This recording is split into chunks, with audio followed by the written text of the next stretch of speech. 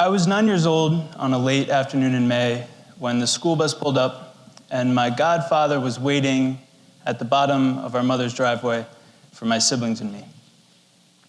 We ran off the bus and greeted him with hugs and high fives, and he told us that we were spending the night at his house, news to which I'm sure we responded with a chorus of cheers.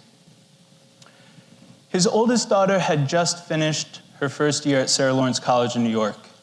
So the seats in their Chevy Suburban were folded flat, and the car was brimming with a year's worth of clothes and books. Because there was nowhere for us to sit, my siblings and I fit ourselves in the small spaces between boxes and suitcases, and in the second floor footwell of the second row of the car. And we were laughing the whole time because we thought ourselves bandits for not wearing seatbelts. We didn't know it, but in that moment, our mother was lying comatose in a hospital nearby. Earlier in the day, she was riding her bike when she was hit by a car and left unconscious on the side of the road. She was found a few hours later by a pair of women who were walking their dogs and taken by ambulance to the hospital. We spent a week with our godparents, Minnie and Burns. At night, Minnie would cook delicious meals, or we'd order pizza. The bedtime routine was loose. Minnie would come in and give us a kiss. Burns would tell us a story. The three of us, my siblings and I, got to share a big bed in their spare room, and we were allowed to fall asleep with the TV on, which was a luxury that none of us had ever imagined. In the mornings, Minnie made chocolate chip pancakes, or we ate junky cereal. And Burns drove us to school in his yellow Volkswagen Beetle.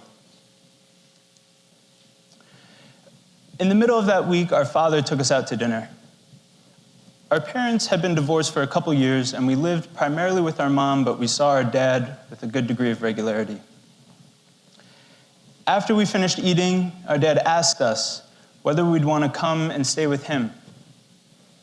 But I told him that we'd rather stay with Minnie and Burns, our godparents, because there was no place in the world that I could imagine more perfect than that.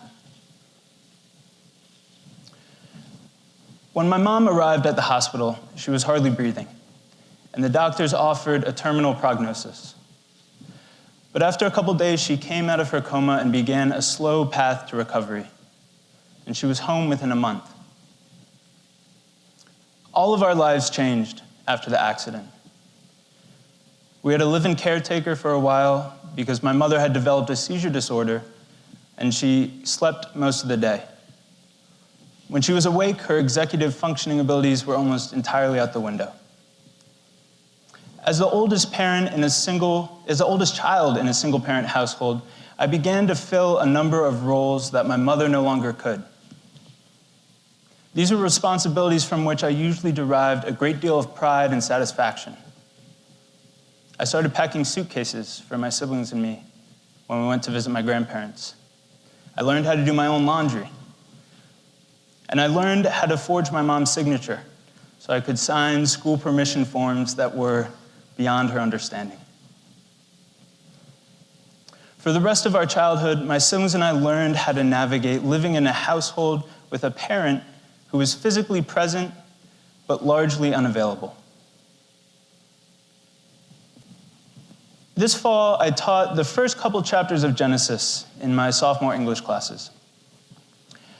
I had a number of reasons for wanting to do this, but primarily I wanted to familiarize my students with the story of Adam, Eve, and their expulsion from the Garden of Eden, so that they could recognize allusions to the Judeo-Christian creation story in the literature we plan to study throughout the term.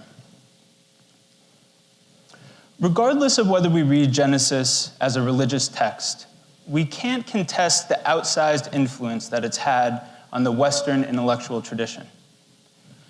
And for this reason alone, it has value as an essential cultural artifact that we can examine as a means of uncovering societal values and human impulses. So if you don't know, the story goes like this. At the beginning of time, God creates the first man, Adam, and the first woman, Eve, and he places them in the Garden of Eden to live in paradise. Adam and Eve spend their days in bliss, walking around naked and unashamed, until the serpent tricks Eve into eating fruit from the tree of knowledge, the only fruit in the garden that God has forbidden them from taking. Eve eats the fruit, she shares it with Adam, God discovers this, and he kicks them out of paradise, because by eating the fruit, they've sinned and disobeyed his word. This is a text that I've read a number of times, in both religious and secular contexts. But when I came back to it a couple of months ago, I was struck by a moment that I hadn't really thought about before. It happens as God is kicking his human creations out of paradise. Here's a text from Robert Alter's translation of Genesis. Quote, "And the Lord God said, 'Now that the human has become like one of us, knowing good and evil, he may reach out as well and take from the tree of life and live forever.' He drove out the human and set up east of the Garden of Eden the cherubim with the flame of the whirling sword to guard the way to the tree of life." Ever since the fall, I've been fixated on this moment, wondering why God, as he is casting Adam and Eve out of the garden, acknowledges the possibility of their return by expressing his fear that they could reach out as well and eat from the tree of life. God is kicking them out for good. There's no circumstance under which Adam and Eve are allowed back in. And he seems to ensure that were they to attempt to return, they would be unsuccessful by placing this cherubim, a mythical winged creature, with a flaming sword to guard the way to the tree of life. But you have to wonder, why doesn't he destroy the garden entirely? Because by not doing so, the text leaves open that slim chance that Adam and Eve could return and recapture that paradise that was lost. I think that this moment captures two important tenets of the human condition. The first is the deeply seated emotional and psychological belief that we've lost something perfect. And the second is the nostalgic impulse that baits us to attempt an impossible return to an Edenic past with the hopes of recapturing the feeling of bliss and innocence that it might have offered. When my godparents learned that my mother had been hit by a car and was comatose, they anticipated that my siblings and I would lose our primary caregiver. So for 1 week, they created the beautiful illusion of paradise, supplied with chocolate chip pancakes and TV in bed. Like Adam and Eve in their final moments in the garden, my siblings and I couldn't realize the pain and loss that would come from leaving. Our godparents, however, knew what it would be like outside of the garden. So they created that beautiful illusion that could prolong but couldn't prevent our fall.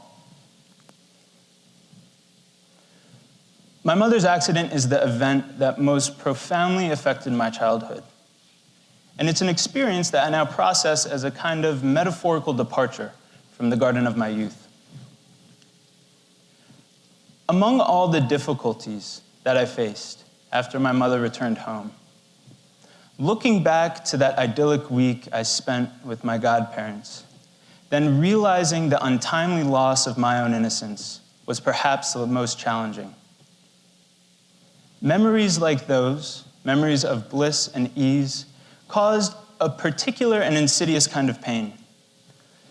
Because in looking for something happy, I always came across something sad. I think that the nostalgic impulse is one that's commonly understood as a wistful and largely benign sentiment. A process that looks fondly upon our pasts and memorializes something happy. This nostalgic impulse, however, is one that I experienced as painful. Because my urge to reanimate happy memories frequently arose from sadness and almost always resulted in the feeling of loss. My desire to recapture the feelings of being safe and taken care of arose from the feeling of being alone in a house with a parent who was both there and not. And escaping into that nostalgic lust always concluded with the sobering realization that I could no longer attain that same state of innocence that I thought I'd once had. Like Adam and Eve, I had been thrust across a boundary into a thorny reality and denied re-entry into the paradise that was lost, but at which I could lustfully gaze through rose-colored lenses. Repeated attempts to recapture those times only reinforced the impossibility of returning, because every time I looked back, expecting to find happiness, I only reanimated the death of my innocence over and over and over again.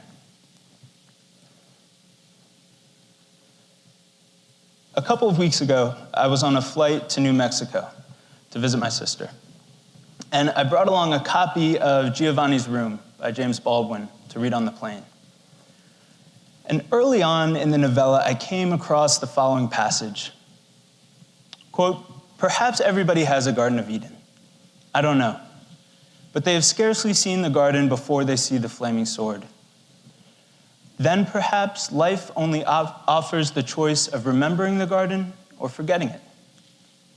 It takes strength to remember. It takes another kind of strength to forget. It takes a hero to do both. People who remember court madness through pain, the pain of the perpetually reoccurring death of their innocence. People who forget court another kind of pain, court another kind of madness, the madness of the denial of pain and the hatred of innocence. And the world is mostly divided between people who remember and people who forget. Heroes are rare." Baldwin reminds me that my experience, the narrative that I shared today, is exclusive, but it's not unique. We all have a Garden of Eden. We might not have realized it while we were there, but we feel its loss after we've left. Remembering that garden does indeed stoke madness. Because in remembering, we're trying to recapture the feeling of innocence that it may have offered. But as Baldwin writes, the ironic result is that we end up reanimating the death of that innocence over and over again. As I've been processing this passage, I realized at a certain point I stopped remembering, and I started to willfully forget. But Baldwin's right. Forgetting also courts a certain kind of madness, the madness of the denial of pain and the hatred of innocence. I felt spurned by my nostalgic impulse because I realized that it more often than not caused an intense feeling of loss. So my pendulum swung in the other direction, and I started to forget. I started to reject those memories. I started to abhor innocence, and I thought that it was something that I could have never had. In doing so, I practiced denial. I denied those memories. I denied the innocence that came with them because it allowed me to not deny the pain of its loss. According to Baldwin, the only way to avoid madness, the madness of remembering or forgetting that Eden, is to do both remember and forget. I'm still figuring out exactly what this means, but today I've tried to do just that. By projecting these images and sharing this narrative, I want to remember that Edenic space while forgetting the nostalgic impulse to attempt an impossible return. Thank you.